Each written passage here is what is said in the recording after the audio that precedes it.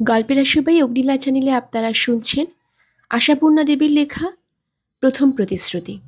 আজ রয়েছে এর নবম পর্ব। ত্রিবেণীর ঘাটে এসেছিলেন রামকালী, রোগী দেখতে নয়, যোগে গঙ্গা স্নান করতে। একাই আস্ত একটা পাড়ানি নৌকা ভাড়া করেছিলেন স্নানের জন্য। ৫ জনের সঙ্গে ঠেলাঠেলি করে নৌকা বোঝাই হয়ে যেতে রামকালী ভালোবাসেন না। দরকার হলে একাই ভাড়া করেন। আগে অবশ্য এমন নৌকা ভ্রমণ সহজ হতো না, কারণ রামকালী যোগে স্নান করতে ত্রিবেণী যাচ্ছেন, কি কাটোয়া যাচ্ছেন, কি নবদ্বীপ যাচ্ছেন, টের পেলে সত্যবতী একেবারে নাছোড়বান্দা হয়ে পেয়ে বসত। পায়ে পায়ে ঘুরে কাকুতি মিনতি করা মেয়েকে রামকালী এড়াতে পারতেন না, সঙ্গে নিতেন। অজ্ঞতাই নেরু আর পুণ্যি। ওদের ফেলে রেখে শুধু নিজের মেয়েকে নিয়ে কোথাও যাবেন, এমন দৃষ্টকটু কাজ রামকালীর পক্ষে সম্ভব নয়। ওরা যেত। রামকালী জলে সাবধান করতেন, আর স্নানের শেষে ঠাকুর দেবতা দেখিয়ে নিয়ে ফিরতেন। ঘাট আর পথ, নৌকা আর মন্দির প্রাঙ্গণ মুখর হয়ে উঠত ছোট্ট একটা বাক্যবাগীশ মেয়ের বাক্যস্রোতে। আজকে শুধু জলের উপর দাঁড় টানার ছপাত ছপাত শব্দ। উন্মুক্ত গঙ্গা বক্ষের দিকে তাকিয়ে ছোট একটা নিঃশ্বাস ফেলেন রামকালী। আকাশের পাখিটা খাঁচায় বন্দি হয়ে কেমন আছে কে জানে। পুণ্যিটার বিয়ে ঠিক হয়ে আছে। গত কমাস অকাল ছিল বলে বিয়ে হয়নি, কিন্তু পুণ্যি অন্য ধরনের মেয়ে। নেহাত ৭০ প্রজা হিসেবে দস্যি চাল্লি করে বেরিয়েছে, নচেত একান্তই ঘর সংসারী মেয়ে সে। খাঁচায় পাখি হয়ে জন্মেছে পুণ্যি আর পুণ্যির মতো মেয়েরা। কিন্তু ৭০ মতো দ্বিতীয় আর একটা মেয়ে আর দেখলেন কই রামকালী? যে মেয়ে প্রতি পদে প্রশ্ন তুলে জানতে চায় কি আর কেন।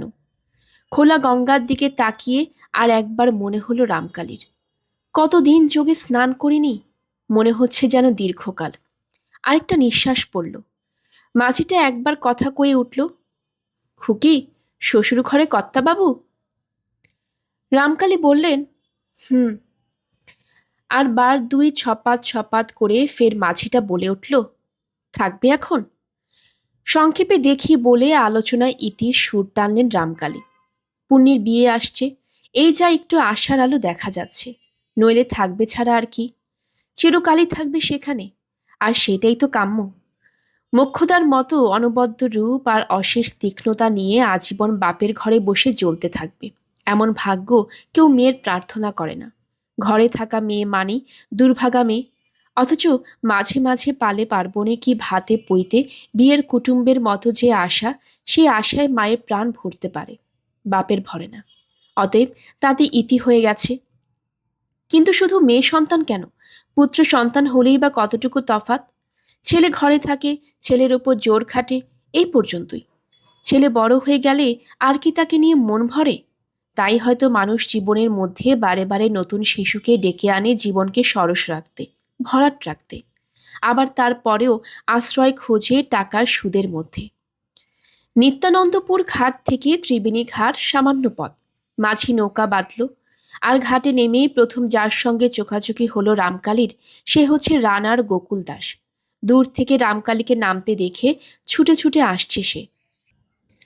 কাদার উপরই আভূমি এক প্রণাম করে কর্তার্থ স্মরণ গোকুল বিনয় সবিনয় হাস্যে বলে, আজ আমার কি ভাগ্যে কর্তাবাবু, কি ভাগ্যে।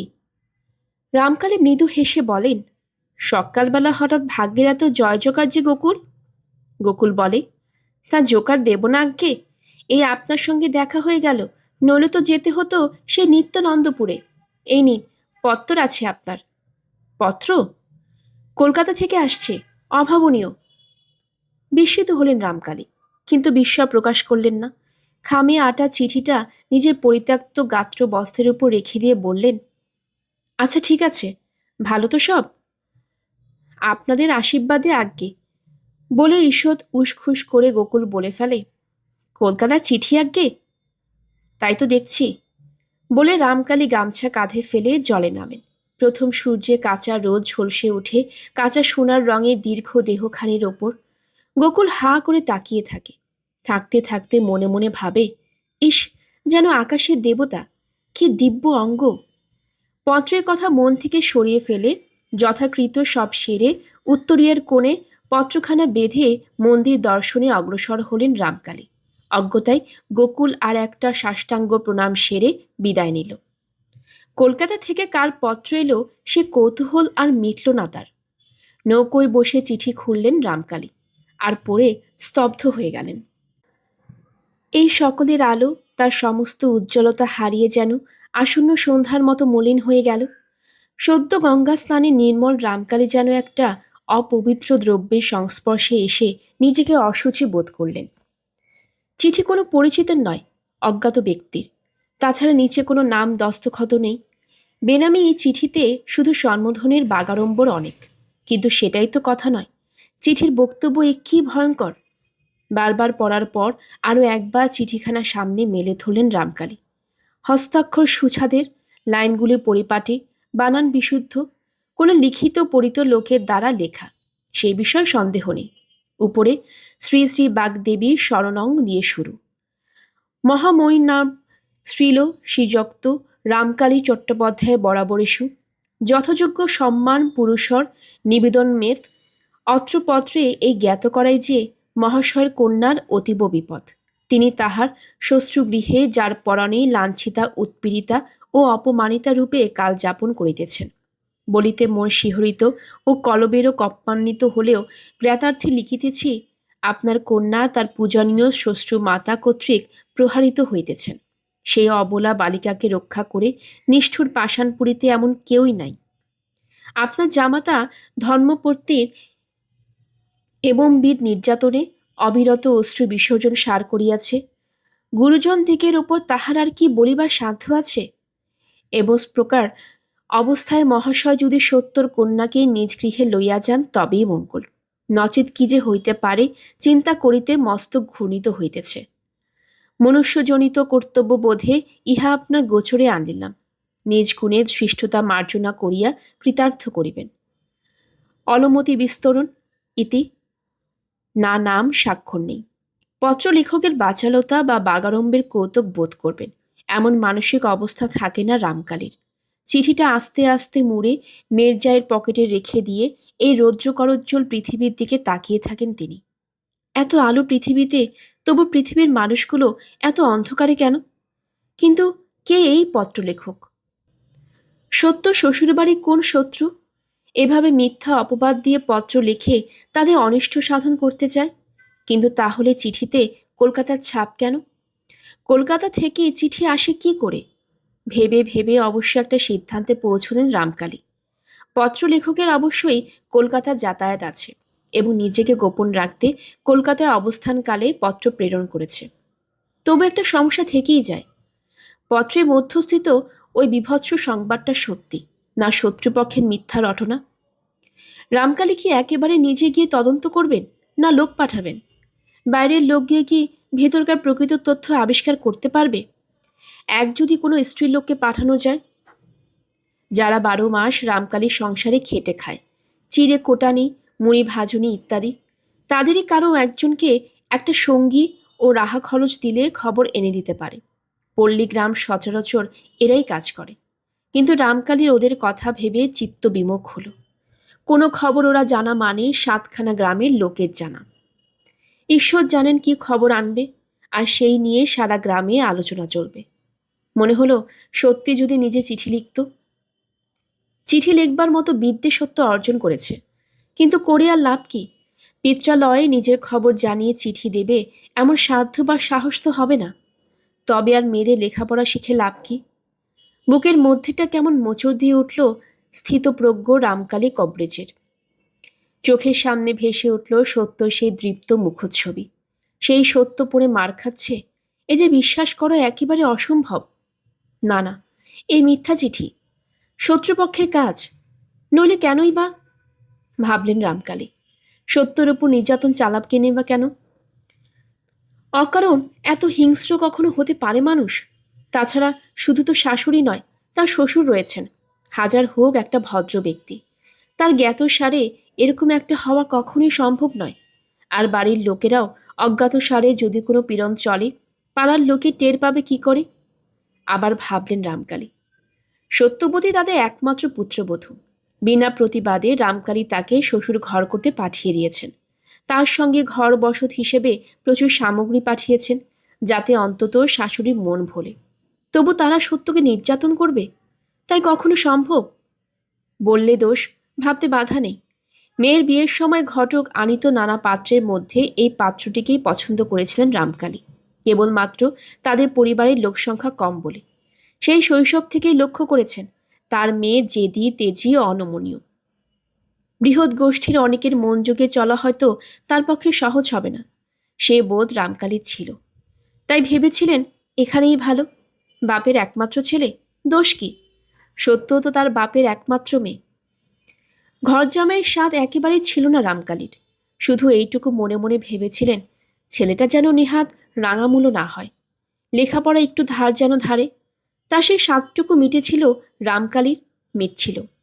জামাই তখন ছাত্রবৃত্তি পাস, টোলে সংস্কৃত শিখছে। তারপর লোক পরম্পরায় শুনেছিলেন জামাই নাকি ইংরেজি ভাষা শিখতে উদ্যোগী হয়েছে। শুনে সন্তুষ্ট হয়েছিলেন রামকালী। নিজের সামনে উপস্থিত না হলেও জামাইয়ের খবর তিনি লোক মারফত নিতেন, এবং এটুকু জেনে নিশ্চিন্ত ছিলেন ছেলেটা কুসঙ্গে মেশে না, বদ খেয়ালের দিকে যায় না। সবই তো একরকম ছিল, হঠাৎ একই বিনা মেখে বজ্রবাগ। অবশেষে আবার ভাবলেন এ শত্রুপক্ষের কাজ। কিন্তু মনের মধ্যে যে আলোড়ন উঠেছিল সেটাকে একেবারে চেপে ফেলে নিশ্চিন্ত হয়ে থাকতে পারলেন না রামকালী। স্থির করলেন তিনি একবার নিজেই যাবেন বেহাই বাড়ি। মন খাটো হবে? তা যদি জামাইয়ের হাঁটু ধরে কন্যা সম্প্রদান করেছেন, সেদিনই তো মান গেছে। সেকালের মন তো রামকালীর মেয়েকে স্বয়ম্বরা করতে পারেননি। তাছাড়া একেবারে অকারণ জামাই বাড়ি যাওয়ার অগৌরবটা পোহাতে হবে না। পুণ্যির বিয়েকে উপলক্ষ করে মেয়ে নিয়ে আসতে চাইবেন, সেই সঙ্গে জামাই বেহাইকেও নিমন্ত্রণ করে আসা হবে। রামকালী নিজে গিয়ে নিমন্ত্রণ করছেন, এর চেয়ে সৌজন্য আর কি হতে পারে? ত্রিবেণী থেকে ফিরে রামকালী দিনতারিণীর কাছে সংকল্প ঘোষণা করলেন, মনে করছি একবার বারুইপুর যাব। বারুইপুর? সত্য শ্বশুর বাড়ি? দিনতারিণী চমকে উঠে বললেন, কেন হঠাৎ? সত্যর কোনো রোগব্যামো হয়নি তো? কি আশ্চর্য, রোগব্যামো হবে কেন? রামকালী শান্তভাবে বললেন, ভাবছি পুণ্যিটার বিয়ে হয়ে যাবে, তারপর দুজনে কবে দেখা সাক্ষাৎ হয় না হয়, গলাগলি বন্ধু দুটোতে। বিয়ের আগে কিছুদিন একসঙ্গে থাক। দিনতারিণী ছেলের মুখের দিকে তাকিয়ে থাকেন। এত সহজ ভাষা, এত সহজ কথা রামকালীর মুখে। ছেলেকে তো তিনি পাথরের ঠাকুর আখ্যা দেন। সহজ কথা, তবু রামকালীর মুখ থেকে উচ্চারিত হয় বলে কেউ সহজভাবে নিতে পারে না। মোক্ষদা খড়খড়িয়ে বলেন, এ আর অমনি নয়, লিখি পড়িয়ে উলি বিদ্যেবতী মেয়ে, নিঘাত লুকিয়ে বাপকে চিঠি লিখেছে, বাপ আমায় নিয়ে যাও, আর ঘোমটা দিয়ে থাকতে পারছি নে। শিবজয়া আনত মুখে ভুবনেশ্বরীর দিকে কটাক্ষপাত করে কাতর কাতর মুখে বলেন, আমার কিন্তু তা মনে হচ্ছে না ছোট ঠাকুরজি, মনে হচ্ছে কোনো কুখবর আছে, রামকালী চাপছেন। বলা বাহুল্য, এরপর আর ভুবনেশ্বরী ডুকরে কেঁদে ওঠা ছাড়া গতি থাকে না। ভুবনেশ্বরী একমাত্র অন্তরে সুহৃদয়, অসম বয়সী এবং অসম্পর্ক হলেও ভাসুরপো বউ সারতা। কিন্তু এমনই কপালের দুর্দৈব ভুবনেশ্বরী যে সারদা আজ 4 মাস কাল বাপের বাড়ি, কিন্তু দ্বিতীয় সন্তানের আবির্ভাব ঘোষণাতেই আর এই পিতৃগৃহে স্থিতি না। সেই এক অন্ধকার রাত্রে রাসুর সঙ্গে কলহ করে ডোবার জলে ডুবি মরেনি সারদা, শুধু অন্য ঘরে ননদের কাছে গিয়ে শুয়েছিল। সে শুধু একটাই রাত, রাতের পর রাত পারবে কেন? শ্বশুরবাড়ি বউয়ের রাতটুকু তো মরুভূমিতে সরোবর, মৃত্যুপুরীর মধ্যে জীবন। যত বড় দুর্জয় মানই হোক, সে মান খাটো না করে উপায় থাকে না তাদের, সকলেরই তা। রাত্রে ভুবনেশ্বরের কান্নার বেগ অসম্বরণীয় হয়ে ওঠে। রামকালী উপর চৌকি থেকে সেটা টের পান। কিছুক্ষণ ঘুমের ভান করে চুপচাপ থাকলেও শেষ পর্যন্ত আজ চুপ করে থাকা সম্ভব হয় না। মৃদুস্বরে বলেন, অকারণ কাঁদছ কেন? বলা বাহুল্য, এ প্রশ্নে যা হয় তাই হলো। কান্নার আবেগ আরও প্রবল হলো। রামকালী বলেন, ছেলে মানুষই করো না, এসো কাছে এসো, কান্নার কারণটা শুনি।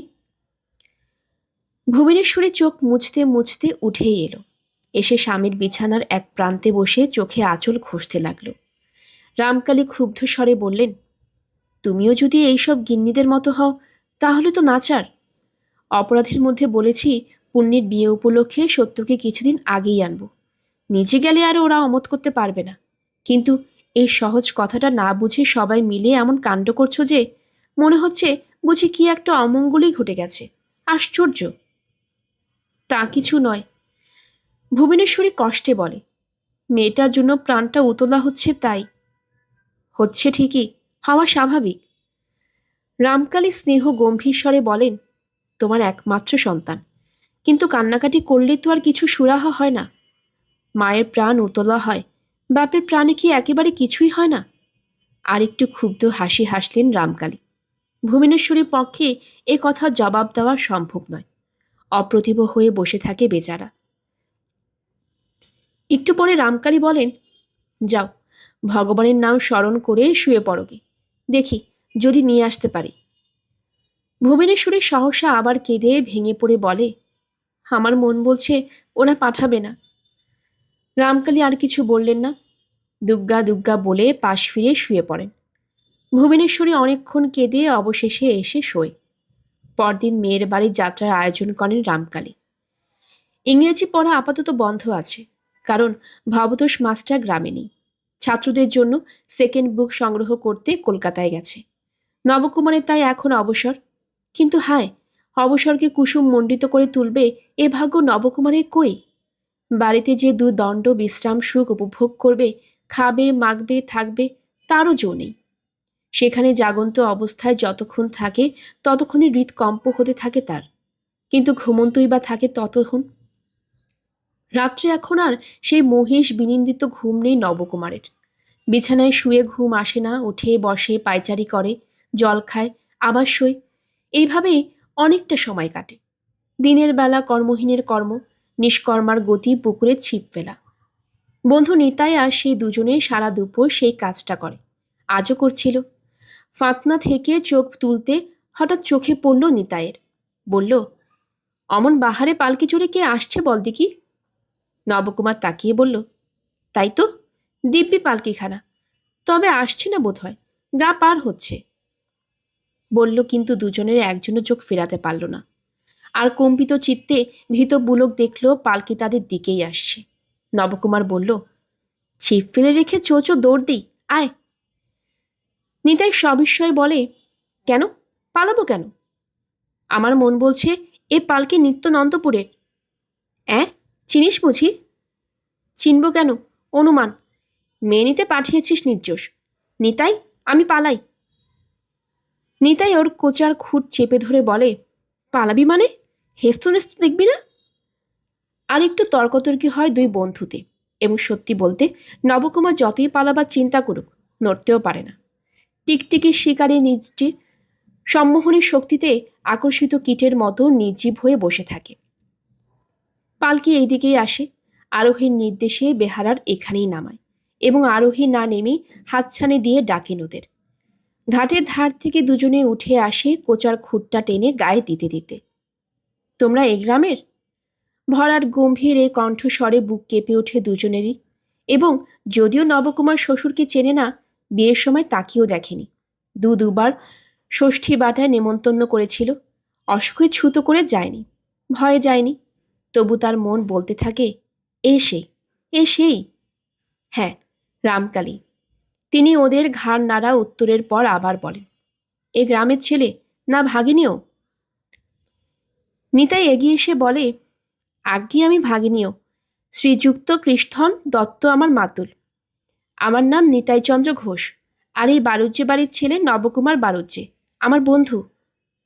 নবকুমার বাড়ুজ্যে? রামকালীর দুই চোখ একটা বিদ্যুতের আভা খেলে যায়। নিশ্চিন্ত হন, অনুমান ঠিক। আর একবার ভালো করে আপাদ মস্তক দেখে নেন ছেলেটার। দেখে নেন ওর মেয়েলি মেয়েলি দুধে আলতা গোলা রং, আলতা গোলা ঠোঁট, আর রোদে ঝলসানো টুকটুকে লাল রঙা মুখ। তারপর নেমে আসেন পালকি থেকে। গম্ভীরতর স্বরে বলেন, আমি রামকালী চাটুর্যে। বসে পড়বার একটা সুযোগ পেয়ে বোধহয় বেঁচে যায় ছেলে দুটো। তাড়াতাড়ি বসে পড়েই রামকালীর চরণ বন্দনা করে। থাক থাক বলে উভয়ের মাথাতেই একটু হাতের স্পর্শ দিয়ে রামকালী একবার নিতাইয়ের দিকে দৃষ্টিক্ষেপ করে নবকুমারকে উদ্দেশ্য করে বলেন, এ যখন তোমার বন্ধু, তখন এর সামনে কথা বলতে বাধা নেই। জিজ্ঞেস করছি, এইভাবে মাছ ধরে দিন কাটাও নাকি? নবকুমারের ধূতনির বুকে ঠেকে, কিন্তু কায়স্থ বংশধর নিতাই ওর থেকে অনেক চটপটে, চৌকস আর নির্ভীকও বটে। সে তাড়াতাড়ি বলে, না আজ্ঞে, অন্যদিন দুপুরবেলায় আমরা মাস্টারের বাড়ি পড়তে যাই। আজ তিনি কি পড়তে যাও? নবকুমার পেছন থেকে প্রবল চিমটি কেটে বন্ধুকে নিষেধ করে যাতে ইংরেজি পড়াটা কথা না বলে ফেলে। বলা যায় না, শ্লেচ্ছ ভাষা অধ্যয়নের সংবাদে ক্ষেপে ওঠেন কিনা এই ভয়ঙ্কর লোকটা। ভয়ঙ্কর? অন্তত নবকুমারের তাই লাগছে। কিন্তু নিতাই নিষেধের মান্য রাখে না, বরং একটু বিনয়ে আচ্ছাদিত গর্বিত ভঙ্গিতেই বলে, আজ্ঞে ইংরেজি। ইংরেজি? তা বেশ, কতদূর পড়েছ? ফার্স্ট বুক সেকেন্ড বুক সারা হয়ে গেছে আজ্ঞে। এখন? ভালো, শুনে সুখী হলাম। তা আজ পড়তে যাওনি যে? প্রশ্নটা নবকুমারকে, তবু উত্তরটা দেয় নিতাই। মাস্টারমশাই বই আনতে কলকাতায় গেছেন। কলকাতায়? ও, হুম, যাক বাবাজি, তোমার সঙ্গে একটা কথা আছে। জানতে চাইছি, গ্রামে তোমাদের কোনো শত্রু আছে? শত্রু? নবকুমার বিহব্বলভাবে তাকিয়ে থাকে। কোনো শত্রু? এলোকিসির মতো গ্রাম শুদ্ধ সকলেই তাদের শত্রু। হ্যাঁ, শত্রু। মানে যে তোমাদের অনিষ্টকামী, মিথ্যা অপবাদ রটিয়ে তোমাদের ক্ষতি করতে চায়, এমন কোনো লোক আছে মনে হয়? নবকুমার আস্তে আস্তে নেতিবাচক মাথা নাড়ে, কিন্তু ততক্ষণে নিতাই অন্য উত্তর দিয়ে বসেছে। হাগ্গে, গায়ে তো সবাই সবাই শত্রু, ওই ওপরে দেখুন হাসি। আর নবুর মার মেজাজের জন্য তো থাকো কথা।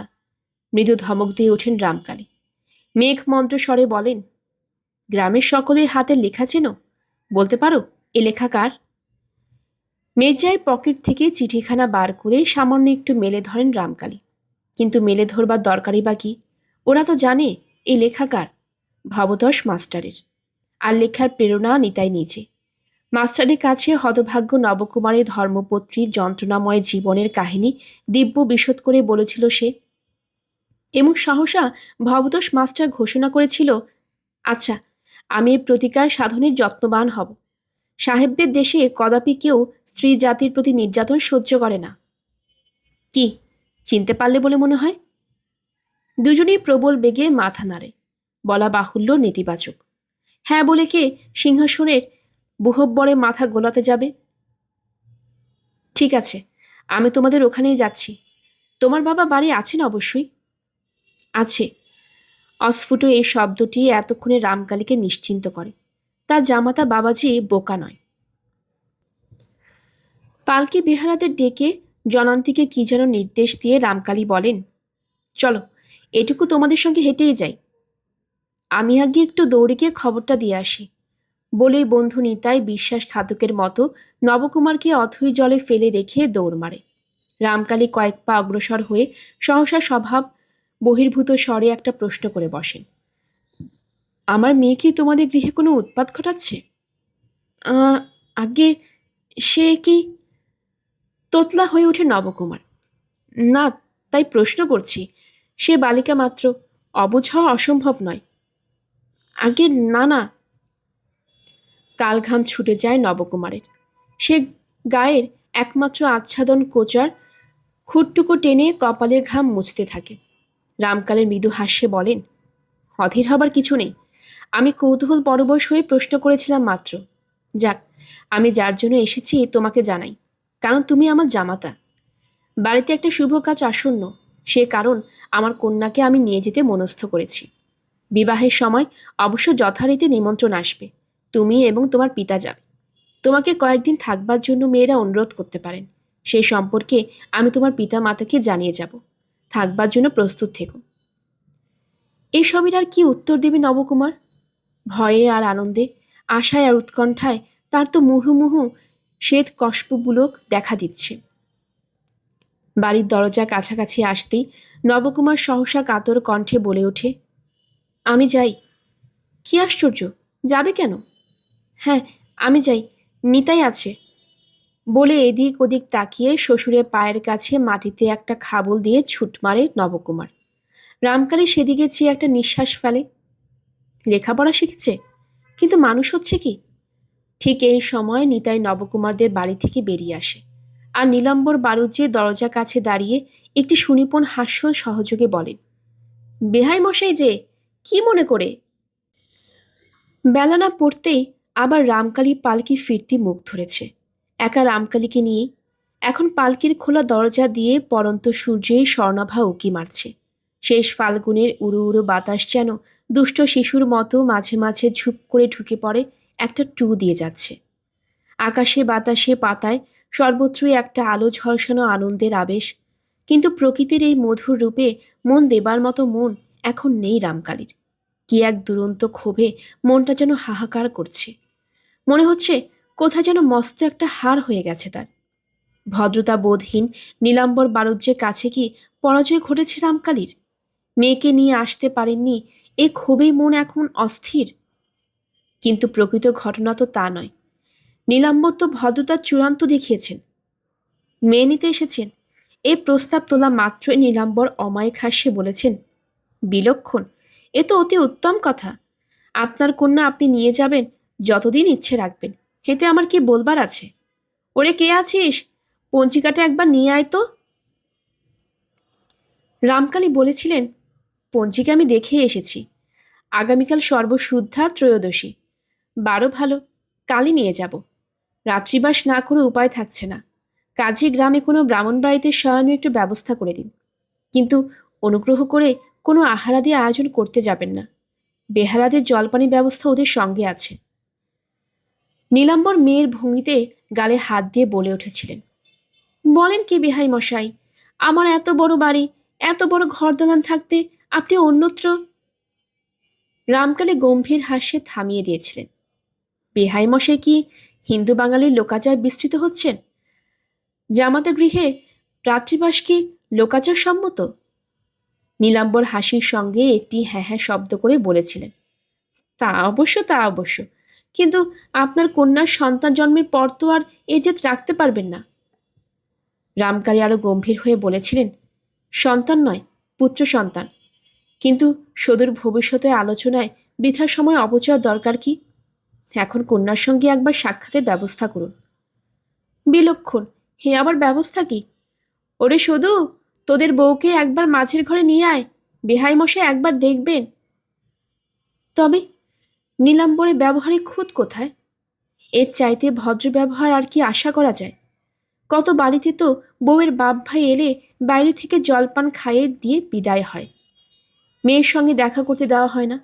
তাছাড়া অনেক বাড়িতে বহু সাধ্য সাধনায় যদি মেয়ের দর্শন মেলে, সঙ্গে একজন পাহারা থাকে, সে জায়গায় কিনা চাওয়া মাত্রই পাওয়া। রামকালীর তো কৃতার্থ হয়ে যাওয়া উচিত। কিন্তু আশ্চর্য মানুষের মন। রামকালীর মনে হলো নীলাম্বরে ওই সদূর না কাকে ডেকে হুকুম দেওয়া, ওটা যেন তাচ্ছিল্য প্রকাশের একটা চরম অভিব্যক্তি।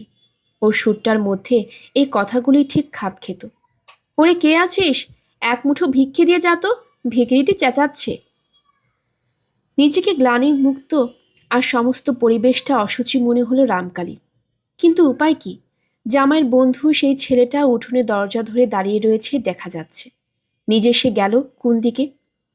এদিক ওদিক তাকালেন, হদিস পেলেন না। সদুকে, ছেলে না মেয়ে? কর্তার তো শুনেছি মেয়ে নেই। এক ঝাঁক ভাবনার মাঝখানে হঠাৎ বোধ করি সেই মাঝের ঘরেই দরজাটার শিকলটা নড়ে উঠল। নীলাম্বর কোমরে কষি গুছতে গুছতে উঠলেন। ভেতরে ঢুকে কি বললেন কি করলেন ঈশ্বর জানেন। তারপর বেরিয়ে এসে ডাক দিলেন, আসুন বেহাই মশাই। রামকালী ভেতরে ঢুকলেন। দেখলেন একটা অন্ধকার অন্ধকার ঘরের মধ্যে একটা চৌকির ধারে এক গলা ঘোমটা ঢাকা একটি বালিকা মূর্তি। পরনের শাড়িখানা জমকালো, বোধ করি পিতৃ সন্নিধানে আসার উপলক্ষে তাকে খানিকটা সাজিয়ে ফেলা হয়েছে। ঘরের বাইরে একটি কম বয়সী মেয়ে দাঁড়িয়ে, মাথায় ঘোমটা কম।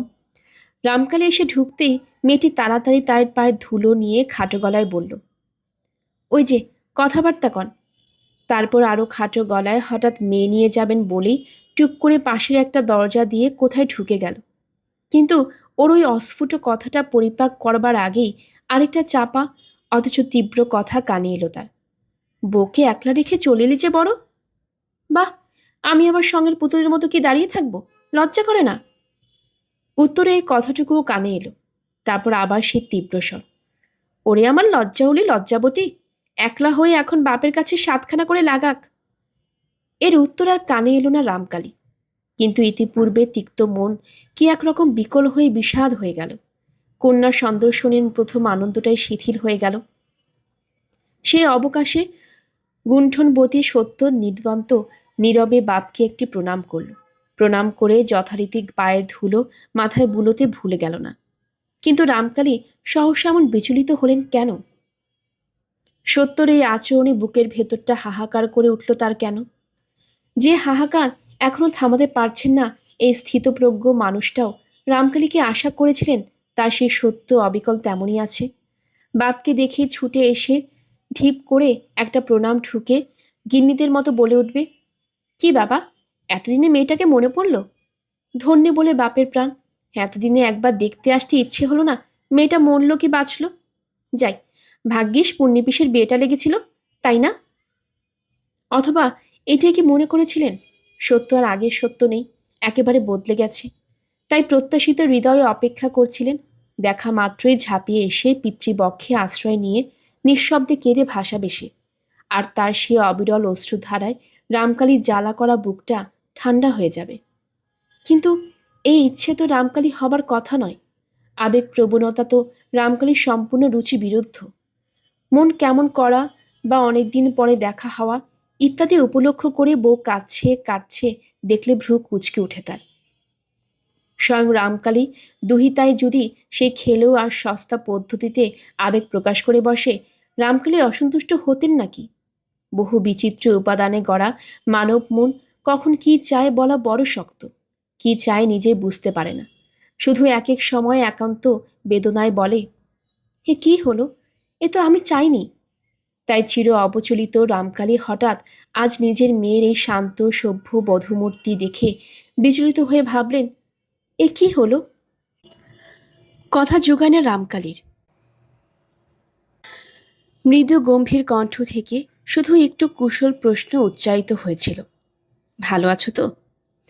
সত্য তেমনই মাথা নিচু করে বলেছিল, হ্যাঁ বাবা, বাড়ির সব খবর মঙ্গল। ঠাকুমা পিস ঠাকুরমার দল থেকে শুরু করে বাগদি ঝিটা পর্যন্ত বাড়ির প্রত্যেকটি সদস্যের নাম করে কে কেমন আছে জিজ্ঞেস করলো না সত্য, শুধু জিজ্ঞেস করলো বাড়ির সব মঙ্গল। আশ্চর্য, আশ্চর্য! শ্বশুর ঘরে এলে কি এমনি করে মেয়েরা তাদের আজন্মের আশ্রয়কে তাদের ধুলো মাটির গড়া খেলা ঘরের মতোই ভেঙে ফেলে, মন থেকে মুছে ফেলে? তাই শকুন্তলাকে আর কোনোদিন কোনো মুনিম আশ্রমে দেখা যায়নি। জলক রাজার ঘরে সীতাকে মহাকবিদের মহৎ লিখনীয় এই অমোঘ নিয়মকে সহজ সত্য বলেই মেনে নিয়েছিল। তাই সে লেখনী নির্মম উদাসীন্যে শুধু সামনের দিকে এগিয়ে চলেছে, পিছু ফিরে তাকায়নি। নারী আর নদী, এরা তবে এক ধাতুতে গড়া। কিন্তু গিরিবাজ দুহিতা উমা, না, উমা তো ইতিহাসের নয়, পুরাণের নয়, মহাকবিদের অমর লেখনের অনবদ্য সৃষ্টি নয়। সে যে শুধু ঘরোয়া মানুষের মনের মাধুরী দিয়ে গড়া অমীয় ছবি, মানুষের প্রত্যাশা আর কল্পনা, আশা আর আকাঙ্ক্ষা দিয়ে গড়া ভালোবাসার মূর্তি।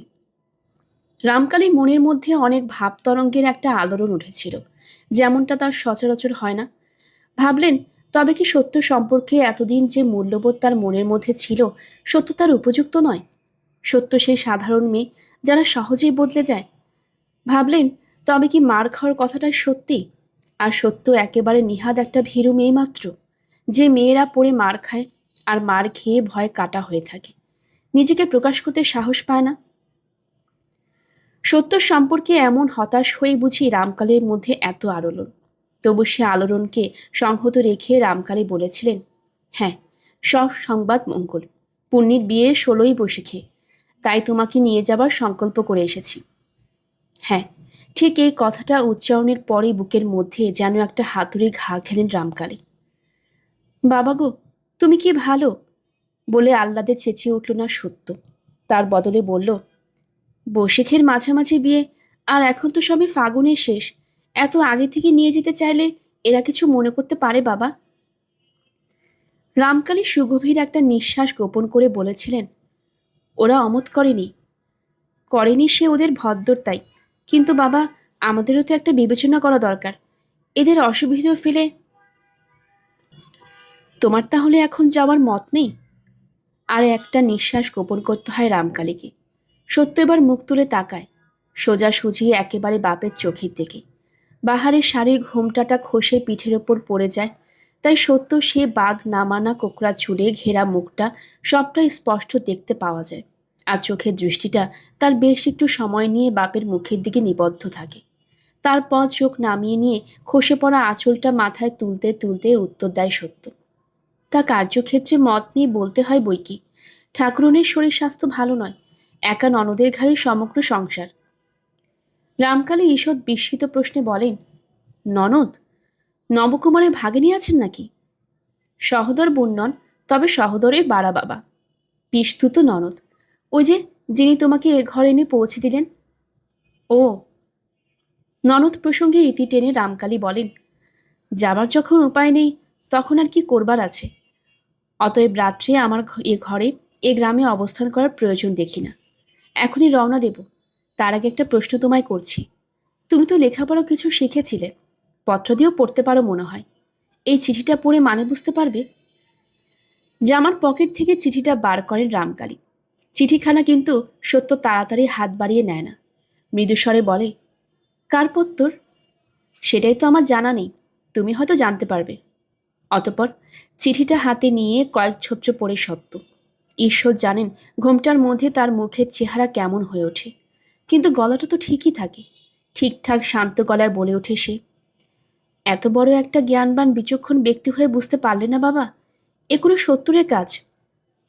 এমনকি শত্রু আছে তোমাদের? তাকে জানে বাবা, অনেক শত্রুর তো ওপরে ভালো মানুষ সেজেও থাকে। চিঠিটা সব না পড়ে বাবার হাতে ফিরিয়ে দিয়েছিল সত্য। রামকালী সেটা ফের পকেটে পুরে দীর্ঘ নিঃশ্বাস গোপন না করেই বলেছিলেন, তাহলে এখানে তোমার কষ্টের কোনো কারণ নেই। তোমার সম্বন্ধে দুশ্চিন্তা করবারও কিছু নেই আমার। ঈশ্বর মঙ্গল করলেন। তাহলে এ কথাই বলেই সান্ত্বনা দিতে পারবো তোমার মাকে। মা? সত্য একটু চমকে বলে, এই পত্তরের বিষয়ে মা জানেন? না, তিনি অবশ্য জানেন না কিছু।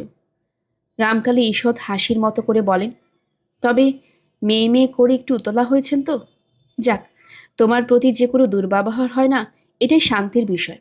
আর বিশ্বাস করব তুমি ঠিক কথাই বলছো। সত্য আর একবার তেমনই মুখ তুলে তাকায়। এবার যেন ভয়ঙ্কর একটা অভিমানের ছাড়াও ভৎসনার মতো ফুটে ওঠে সে চোখে।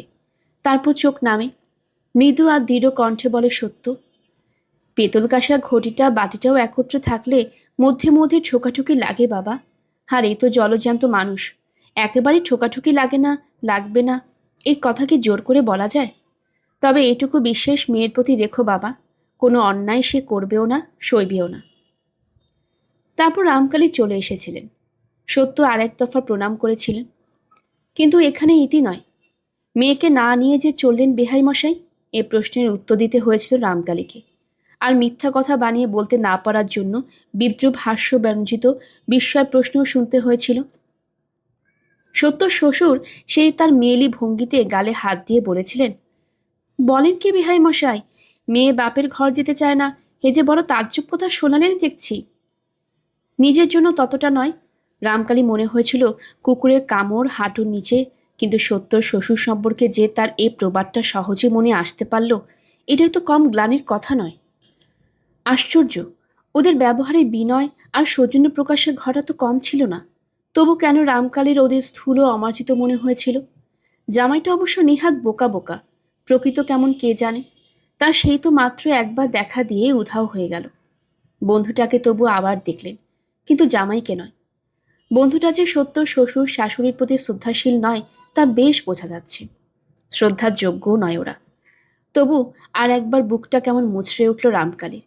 তবু সেই শ্বশুর বাড়ির সঙ্গে দিব্যি মিশে গেছে সত্য।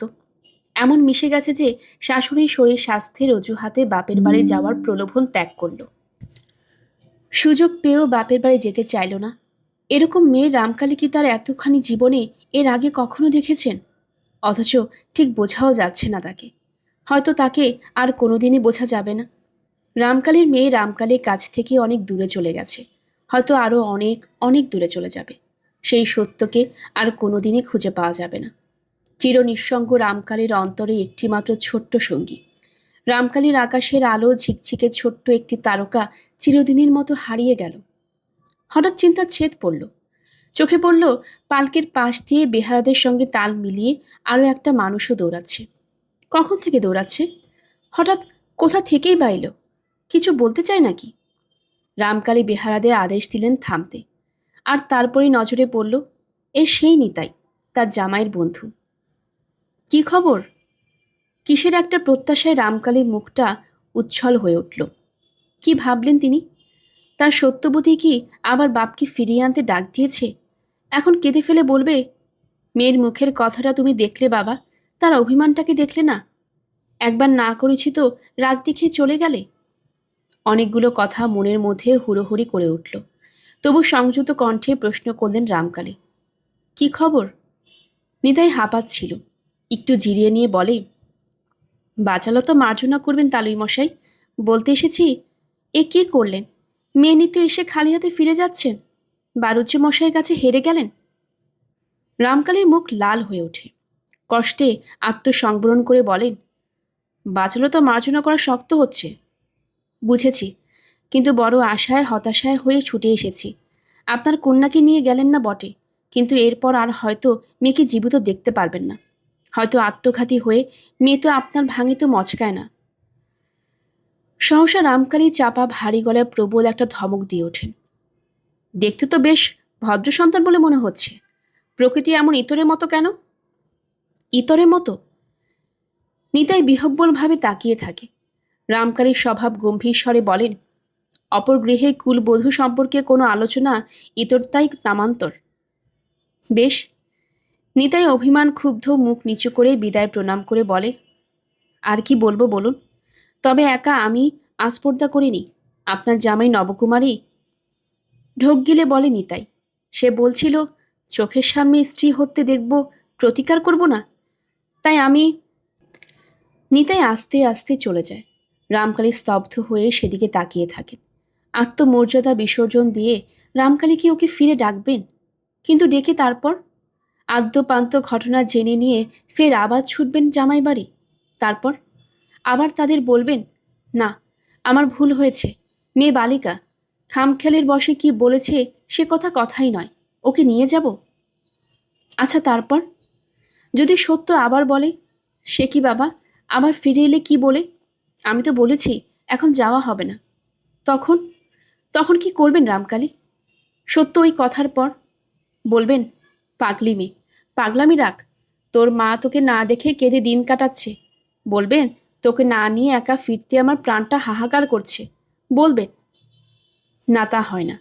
আত্মমর্যাদাকে আর কত বিসর্জন দেবেন রামকালী? তোল পালকি। বেহারাদের হুকুম দেন রামকালী। তারা যথারীতি গৃহাভিমুখে চলতে থাকে, আর রামকালী বিস্ময়ে মুখ হয়ে বসে থাকেন সেই একক পালকিতে। ধীরে ধীরে বিস্ময় ধূসরতা ফিকে হয়ে আসে। কার্যকারণের চেহারাটা চোখে ভেসে ওঠে। নীলাম্বর বারুজ্যের কাছে হেরে যাননি রামকালী, হেরে গেছেন আপন আত্মজার কাছে। বুদ্ধির খেলায় রামকালীকে পরাজিত করেছে সত্য, বাপের কাছে প্রতিপন্ন করেছে। শ্বশুরবাড়িতে সুখে আছে সে, সন্তোষে আছে সে। তাই শ্বশুরবাড়ির কর্তব্যের কাছে বাপের বাড়ির তীব্র মধুর আকর্ষণও তুচ্ছ করতে পারা অসম্ভব হল না তার। জীবনের বিনিময়ে বাপের শান্তি বজায় রাখবে সত্য। আর রামকালী সত্য সে কৌশলে বিভ্রান্ত হলেন, অভিমানে অন্ধ হলেন, আপন অহংকার নিয়ে ফিরে এলেন। আর এখন ফিরে যাওয়া যাবে না, অপেক্ষা করতে হবে ন্যায্য সময়ের জন্য। পুণ্যের বিয়ের তারিখ ঘেঁষে কুটুম্বের মতো আসবে সত্য, আসবে যদি ততদিন বেঁচে থাকে। চোখ দুটো হঠাৎ লঙ্কার ঝাল লাগার মতো জ্বলে উঠল। স্বভাব বহির্ভূত তীব্রতায় পালকি থেকে মুখ বাড়িয়ে বেহারাদের উদ্দেশ্যে বলে উঠলেন রামকালী, কচ্ছপের মতো সমস্ত মাঠে মারিয়ে হাঁটছিস যে তোরা, পায়ে জোর নেই। চিঠিখানা যে সত্তরের রটনা, এ কথাটা নিহাত ভুল নয়। বউকে এলোকেশী নিত্য প্রহারে জর্জরিত করেন, এ বললে এলোকেশীর প্রতি অন্যায় অবিচার করা হয়। মেরেছিলেন সে একদিনই, বউয়ের চুল বাঁধতে বসে। অবশ্য একটু আঁশ মিটিয়ে মারবেন বলে উঠোনের রোদে মেলে দেওয়া জ্বালানি কাঠ থেকে একখানা তুলে এনেছিলেন, কিন্তু সে কাঠ আর বউয়ের পিঠে ভাঙবার সুখ তার হয়নি। সর্বনেশের সৃষ্টি ছাড়া বউ হঠাৎ ঝট করে কাঠখানা হাত থেকে কেড়ে নিয়ে বেশ মজবুত গলায় বলে উঠেছিল, দেখো গুরুজন আছো, গুরুজনের মতন থাকো, শিরোধার্যে রাখবো, নচেত তোমার ললাটে দুঃখ আছে। আমাকে তুমি চেনো না, তাই ভেবেছ আমার উপর যা খুশি করবে, সে বাসনা ছাড়ো। কথা শেষ না হতে এলোকেশি হঠাৎ মরা কান্না কেঁদে উঠিয়ে পাড়ার লোক জড়ো করেছিলেন। তারপর তো সে এক হইচই কাণ্ড, রই রই ব্যাপার। কিন্তু সত্যকে আর সেই রঙ্গমঞ্চে দেখা যায়নি। পাড়ার 5 জনে বিস্ময়োক্তিকে শুধু থামিয়েছিল নতুন ফাগুনের গরমে মামিমার মাথাটা গরম হয়ে উঠেছে বলে। বলেছিল, অবশ্য নেপথ্যে ডেকে নিয়ে গিয়ে চুপি চুপি জনে জনে বলেছিল। তারপর মামিকে চুপি চুপি বলেছিল, সাপের ন্যাজে পা দিতে যেও না মামি, বউটি তোমার যেমন তেমন নয়। এলোকেশি সদুকে নাও ভূত ন ভবিষ্যতে গালমন্দ করে চিৎকার করে জানিয়েছিলেন, আচ্ছা ওই বইকে তিনি মাথা মুড়িয়ে ঘোল ঢেলে গায়ের বার করে দিতে পারেন কিনা দেখবে, গা শুদ্ধ সবাই। কিন্তু আশ্চর্য, কার্যক্ষেত্রে আর তা করে উঠতে পারলেন না। এই কথার পিঠে বউ সদুকে উদ্দেশ্য করে বেশ স্পষ্ট গলায় বলে দিয়েছিল, ঘরে বউকে মাথায় ঘোল ঢেলে গায়ের বার করে দিলে যদি গায়ের কাছে তোমাদের মুখোজ্জ্বল হয়, তো করতে বলো ঠাকুরজি তোমার মামিকে। তবে বিবেচনা করে দেখতে বলো, তা করলে কার গায়ে ধুলো দেবে লোকে। এলোকেশে তেড়ে এসে বলেছিলেন, তবে আয়, তোকে আজ কেটে রক্তগঙ্গা করে নিজে ফাঁসি যাই। উহ, বউ মানুষের এত কথা। সত্য নিঃশব্দে রান্নাঘরের দাওয়া থেকে মাছ কাটবা বড় বটিটা তুলে এনে এলোকেশির দিকে বাড়িয়ে দিয়ে বলেছিল, তাই তবে করো, তখন তো আর আমি দেখতে আসবো না কার মুখটা পুড়ল। আশ্চর্য, এই ঘটনার পরে এলোকেশি কেমন নিথর হয়ে গিয়েছিলেন। আর একটি বাক সরেনি তার মুখ থেকে। কিছুক্ষণ সে বটিখানার চকচকে ফলাটার দিকে তাকিয়ে আস্তে আস্তে সরে গিয়েছিলেন। আর তদ্বধি তর্জন গর্জনের পথ থেকে সরে এসে বাক্যলাপ বন্ধ করে ধরে চলেছিলেন এলোকেশি, এবং তলে তলে ক্রমাগত নীলাম্বরকে মন্ত্রণা দিচ্ছিলেন বইয়ের গহনাগাটি সব কেড়ে নিয়ে কোন ছলে ছুতোয় বাপের বাড়ি পাঠিয়ে দিতে। একবার পাঠিয়ে দিতে পারলে জীবনেও আরও সর্বনেশে জাহাবাজ মেয়েকে ফিরে নিয়ে আসছেন না। কিন্তু ছল ছুতো খুঁজতে খুঁজতে দিন গড়িয়ে যাচ্ছিল। হঠাৎ এমনই সময় রামকালে আবির্ভাব। হাতে চাঁদ পেয়েছিলেন এলোকেশি, এবং নিশ্চিত ঠিক করে ফেলেছিলেন এই সূত্রে বউকে জন্মের শোধ বিদায় দিবেন। কারণ ইতবৎসরে আরেকটি মেয়ে এলোকেশির দেখা হয়ে গেছে। বয়স 7-8, ধরন ধারণ খুব নিরীহ। সর্বোপরি তার বাপ প্রতিশ্রুতি দিয়েছে চীনের সোনার গহনায় মেয়ের সর্বাঙ্গ মুড়ে দেবে। এ মহামন্ত্রটি স্বামীকে অনবরত জপিয়েছেন এলোকেশি। অতএব এক কথায় রাজি হয়েছিলেন নীলাম্বর বউ পাঠাতে। স্বপ্নেও ধারণা করতে পারেননি বউ নিজে বেঁকে বসবে। রামকালী চলে যেতে এলোকেশি পতির প্রতি জ্বলন্ত কটাক্ষ করে বলেন, বুঝলি কত বড় জাহাবাজ ধরিবাজ মেয়ে, বলিনি তোমায় আমি, ও মেয়ের হাড়ে ভেলকি খেলে। নীলাম্বর বলেন, দেখছি বটে, তাহলে বলো ওই বউ নিয়ে ঘর করতে হবে আমায়? একে তো ওই লক্ষ্মী ছাড়ি সদিকে নিয়ে হাড়ে হাড়ে জ্বলছি, তার সঙ্গে আবার ওই বউ, আর দুটিতে মিল কত? আর ওই জন্যই বউকে কুলোর বাতাস দিয়ে বিদায় করতে চাই। আর আরও একটা কথা, চুপি চুপি বলেছিলেন এলোকেশি, এখনো ঘরে দেইনি, তাই ওই ছক্কা পাঞ্জা বউ যে সোয়ামীকে হাতে পাবে সেই তো একেবারে জয় করে নিবে। আর কি আমার নবু আমার থাকবে? তার থেকে আমার বকুল ফুলের ওই দেওর ছিটা হাবাগোবা মতন আছে। কিন্তু বেয়াই যখন চলে গেলেন তখন কিন্তু আর নীলাম্বর এই কথা বলতে পারলেন না। ভালো চান তো মেয়ে নিয়ে যান মশাই, নইলে কুলোর বাতাস দিয়ে বার করে দেব। নীলাম্বরে একটা ত্রুটি আছে, বুকের পাটাটা তার যতই থাক, মুখের জোরটা কম। এলোকেশে গালে মুখে চড়িয়ে বললেন, কি বলবো, বেয়াই বেটা ছেলে, তার সঙ্গে তো আমার কথা কওয়া সাজে না। নইলে একবার দেখে নিতাম সেই বা কত বড় ঘুঘু, আর ওই বাপ সুহাগী বেটি বা কত বড় হারামজাদি। বউয়ের সঙ্গে কথা বন্ধ ছিল, সে পণা রাখতে পারলেন না এলোকেশি। সত্য যেখানে বসে পান সাজছিল সেখানে তেড়ে গিয়ে বললেন, বাপ নিতে এসেছিল, গেলি না যে বড়। সত্য একবার চোখ তুলে চোখ নামিয়ে পান মোড়ায় মন দিল। কি কথা উত্তর দিলি না যে বড়, গেলি না কেন বাপের সঙ্গে পিসির বিয়েতে? সত্য মৃদু গম্ভীরভাবে বলে, বিয়ে তো এখনো দেরি। তা বাপ তো আদিক্ষেতা করে নিতে এসেছিল। বাবার কথায় ওরকম আচ্ছেদা করে কথা কইবে না বলে মোড়া পানগুলো ডাবরে ভরে ভিজে ন্যাকড়া ঢাকা দিয়ে ধীর মন্থর গতিতে উঠে কুলুঙ্গিতে তুলে রাখে সত্য। এলোকেশের আগে দিশেহারা হয়ে বোধ করি আর কোনো কথা খুঁজে না পেয়ে বলেন, সর্বনাশী লক্ষ্মী ছাড়ি, কি ভেবেছিস তুই? বাপের ঘরে যাবি না, চিরকাল আমার বুকে বসে দাঁড়ে কুপড়াবি?